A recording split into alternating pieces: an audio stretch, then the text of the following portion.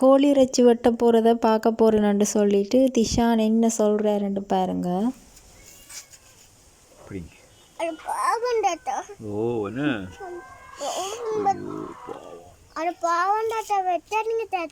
பாவம் என்னப்பா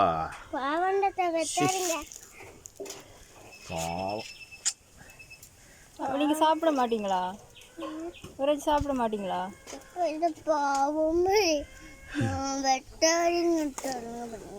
அது சாப்பிடானே வெட்டுறார் தாத்தா. பாருங்க கோழி வேணுமென்று பார்த்து கொண்டு இருக்கு. கோழி பார்த்து கொண்டு இருக்குதா?